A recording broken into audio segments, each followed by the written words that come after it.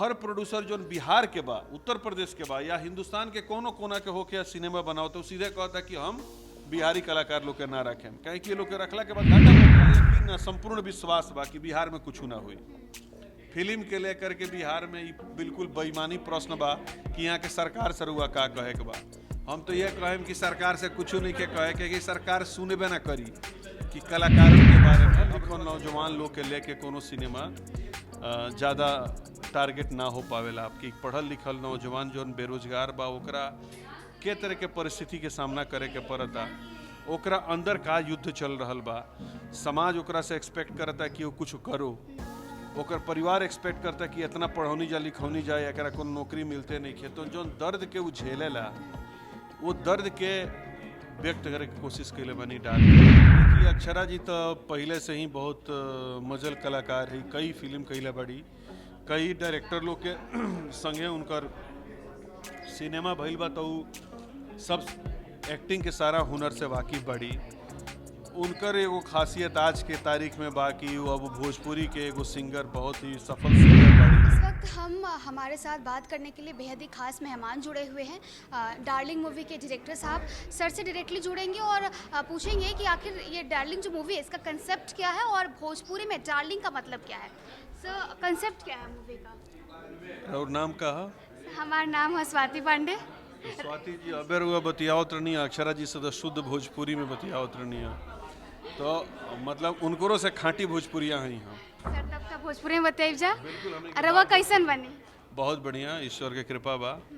और जौन रुआ प्रश्न पूछनी है कि डार्लिंग फिल्म के बारे में, बेसिकली भोजपुरी में हमनी के सिनेमा बनाई ले जाता पढ़ल लिखल नौजवान लोग के लेके कोनो सिनेमा ज़्यादा टारगेट ना हो पावेला। आपकी पढ़ल लिखल नौजवान जो बेरोजगार बा ओकरा के तरह के परिस्थिति के सामना करे के पड़ता, ओकरा अंदर का युद्ध चल रहल बा, समाज ओकरा से एक्सपेक्ट करता कि वो कुछ करो, ओकर परिवार एक्सपेक्ट करता कि इतना पढ़ौनी जा लिखौनी जाए एकरा कोनो नौकरी मिलते नहीं खे। तो जो दर्द के वो झेलेला वो दर्द के व्यक्त करे के कोशिश कैले बनी डार्लिंग में।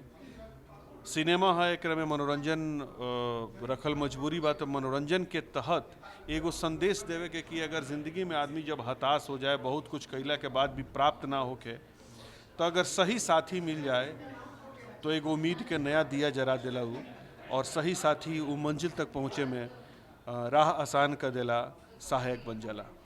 डायरेक्टर के हिसाब से अक्षरा जी और राहुल जी से रवा कितना उम्मीद रहे और कितना उम्मीद पर खड़ा उतरल बनी जाए? देखिए अक्षरा जी तो पहले से ही बहुत मजल कलाकार है, कई फिल्म कैले बड़ी, कई डायरेक्टर लोग के संगे उनकर सिनेमा भइल बा तो सब एक्टिंग के सारा हुनर से वाकिफ बड़ी। उनकर एगो खासियत आज के तारीख में बाकी वो अब भोजपुरी के एगो सिंगर, बहुत ही सफल सिंगर बड़ी। उनकर एल्बम्स जनता में बहुत ज़्यादा प्रचलित बा और बहुत लोग ओकरा के पसंद करेला। तो उनका संगे तक कोनो काम कैला करके मतलब कोनो परेशानी ना रहे, बल्कि उल्टा वो एक अच्छा अभिनेत्री जब कोई कोनो भी डायरेक्टर के मिलेला तो ओकरा काम करे में या फिर जो देखावे के चाहता तो अच्छा से देखा पावेला।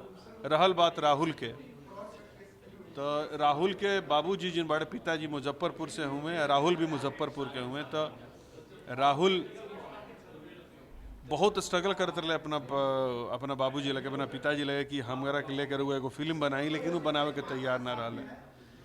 तो राहुल हमरा के टारगेट के लिए कि सर हुआ समझाएं तो शायद तैयार हो जाए। बाबूजी ये कहले कि उनकर कि पहले देखिए पूरा चेक कीजिए कि वो कर पाएगा कि नहीं। मैं बोला कि भरोसा। भोजपुरी इंडस्ट्री खातिर बिहार के सरकार से राउर का डिमांड बा? काहे कि अब उत्तर प्रदेश में योगी जी फिल्म सिटी बनाओ तनी, अब एजा राउर का डिमांड बा? कुछ डिमांड नहीं है, कहीं कि यहाँ डिमांड के लिए कोनो मतलब नहीं है। देखिए जो दुआरी पर रहुआ कबो कुछ मिलबे ना करे, एक बेर जाई दू बेर जाई ओकरा बाद मान ली कि वहाँ मिले वाला नहीं है। हाँ कुछ बदलाव आई जैया भगवान ताक दी हैं तैया हो सकता है कि अब ईश्वर के हाथ में। बाकी बिहार में कलाकार, फिल्मी कलाकार लोग के, बिहार के रीजनल सबसे बड़का रीजनल भाषा भोजपुरी खतरा कुछ यहाँ के सरकार करे।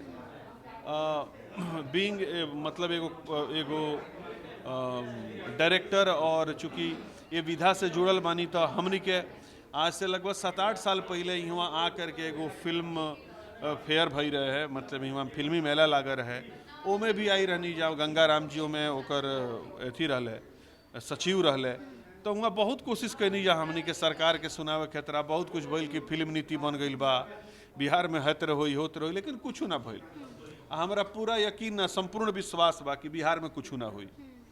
फिल्म के लेकर के बिहार में ई बिल्कुल बेईमानी प्रश्न बा कि यहाँ के सरकार से रुआ का कहे के बा। हम तो ये कहें कि सरकार से कुछ नहीं के कहे के कि सरकार सुनबे ना करी कि कलाकारन के बारे में। अब रुआ के एगो बहुत बड़ा व्यथा के बात बताओ तनी, भोजपुरी के जितना शूटिंग बा उ सब उत्तर प्रदेश में होला, आ उत्तर प्रदेश सरकार भोजपुरी के जे भी कलाकार काम करेला ओकरा खतरा प्रोड्यूसर के पैसा देला। माने जितना रुआ उत्तर प्रदेश के कलाकार के पैसा दे वो सारा पैसा रुआ वापस मिल जाए सरकार से। अब ऐसा हो गई बा कि उत्तर प्रदेश के कलाकार के छोड़ करके बिहार के कलाकार के कोनो प्रोड्यूसर ले ही के नहीं के चाहत। हर प्रोड्यूसर जो बिहार के बा, उत्तर प्रदेश के बा या हिंदुस्तान के कोनो कोना के होके सिनेमा बनाओ तो सीधे कहता कि हम बिहारी कलाकार लोग के ना रखें, कहीं कि लोग के रखला के बाद घाटा बा ओकरा सरकार पैसा नहीं के दे। तो उत्तर प्रदेश के कलाकारन खतरा योगी जी महाराज चाहे वहाँ के सरकार, एकरा पहले अखिलेश जी के सरकार रहे, अखिलेश जी के सरकार ही बहुत लोग के सब्सिडी दहलस और कलाकारन के फिल्म के बहुत प्रोत्साहित कैलस, लेकिन बिहार सरकार आज तक ले न कबो कैले बा और उम्मीद नहीं है कि जब यहाँ से जितना भी भोजपुरी एक्टर है जैसे भइल बनी जा मनोज तिवारी, पवन सिंह, रवि किशन निरहुआ, सब तो अब पॉलिटिक्स में जाते नहीं जा, तो कहीं ये इसके पीछे यही तो रीज़न नहीं है कि योगी आदित्यनाथ जी जो हैं वो इसलिए सपोर्ट कर रहे हैं ना? ये तो मेरे वसम ना कनी है कि अखिलेश जी के समय से, अखिलेश जी के समय से वही बार अखिलेश जी के जब समय रहे तो हमारा कम से कम खेसारी लाल जी के फिल्म एगो डमरू रहे ओकर सब्सिडी मिलल, एगो राज तिलक कल्लू के फिल्म रहे ओकर सब्सिडी, सब बिहार के कलाकार लोग के सब्सिडी मिलल। अब करते करते ऐसा हो गई बा ना कि सब केहू जान गल कि रे उत्तर प्रदेश के कलाकारन के लहला पर पूरा पैसा वापस मिल जाता। तो हर आदमी सब में कलाकारी के अलावा रुआ देखे पैसा कमाइल देखे के बना, तो पैसा के नियत से जब देखा जाता तब वहाँ के कलाकारन के लहल हर प्रोड्यूसर खतरा फायदेमंद हो गई बा। हमनी के लड़े के पड़ता प्रोड्यूसर से कि ना भाई बिहार के कलाकार ये बहुत अच्छे, इनको रखिए, पर वो बेचारा सही बा अपना जगह पर कहता कि ये रख के क्या पाएंगे, हमको एको पैसा नहीं मिलेगा। तो ये बहुत बड़ा क्या व्यथा बा एकरा के यहाँ के सरकार हालांकि समझी ना, पर कलाकार सन के संगे बहुत बड़ा अन्याय हो रहा बा। अच्छा रहुआ अयोध्या में शूटिंग भइल बा, तो अयोध्या कहाँ चुनल गइल बा? देखिए राम जी के भूमि। हाँ, सबसे बड़का चीज़ हुआ कि हमनी के हनुमान जी के बहुत बड़ा भक्त हैं जा, और शायद उत्तर प्रदेश और बिहार के अगर सबसे बड़का कोनो देवता मतलब रुआ सहायक देवता जो हर मुसीबत में रुआ याद करी वो हनुमान जी महाराज ही हूँ, और अयोध्या के राजा हनुमान जी महाराज ही हैं। राम जी जब वहाँ से गए नहीं तो वहाँ के हनुमान जी महाराज के ही गद्दी संभाल दहनी कीजिए रहुआ, अभी यहाँ के राजा बानी, तो हनुमान जी महाराज के आशीर्वाद प्राप्त हो जाला। वहाँ के प्रशासन, वहाँ करके पुलिस व्यवस्था, वहाँ के जितना भी लोग बा इतना मदद करेला कि सिनेमा बनावल वहाँ खतरा बिल्कुल एगो आनंद के विषय बन जाला। और खास करके योगी महाराज चाहतनी कि वहाँ के सिनेमा के माध्यम से अयोध्या के जितना प्रचार प्रसार होके, मतलब गली गली जग में हर जगह अयोध्या के गली, अयोध्या के भवन, अयोध्या के रुआ जो पृष्ठभूमि बा तो हर जगह दिखे, और एकरा खतरा वहाँ के जे भी अयोध्या में काम करेला ओकरा के प्रोत्साहित गवर्नमेंट के तरफ से कल जाला। तो वो हमनी के फर्स्ट चॉइस बाकी अयोध्या में हम 6 गो फिल्म बना चुकल बनी अयोध्या में जी। जे कोनो एक्टर चाहे कलाकार जे भोजपुरी इंडस्ट्री में आवल चाहता, भोजपुरी इंडस्ट्री में काम करल चाहता, वो कलाकार के कारवा कहब? देखिए, भोजपुरी में जे भी आवे के चाहता ओकरा खतरा विनम्र निवेदन बा कि सीखी, जौन भी कलाकारी रहुआ करे के चाहतनी ओकरा के सीखी, गावे के चाहतनी तो गायकी सीखी, लिखे के चाहतनी तो पढ़ी लिखे के सीखी, आ अगर एक्टिंग करे के चाहतनी तो एक्टिंग देखी, रंगमंच करी, नाटक करी, नौटंकी करी, एक्टिंग सीखी। लगभग समझी हमनी के लगे जो राइटर आवेला लोग गाना लिखे खतरा, उनमें से 90% राइटर लोग मतलब रात के गाना सुनलस लो सवेरे गायक राइटर बन जाला। आ एक ट्यूनर के जमाना पड़ल बा तो जितना लोग जे कंठ से कुछ गा सकता, बोल सकता, वो गायक बन गई। एक्टिंग तो मैंने आईना के सामने जिन देखले एक बाल झरले अच्छा लगले तो बस वो एक्टर हईले हुए। अब वो लोग के झेलल हमनी के तरह बड़ा भारी काम हो जाला। तो अगर वो आप सचमुच अपन करियर बनावे के चाहतनी भोजपुरी सिनेमा के माध्यम से या एक्टिंग के माध्यम से, राइटिंग गायकी के माध्यम से, तो मेहनत करी।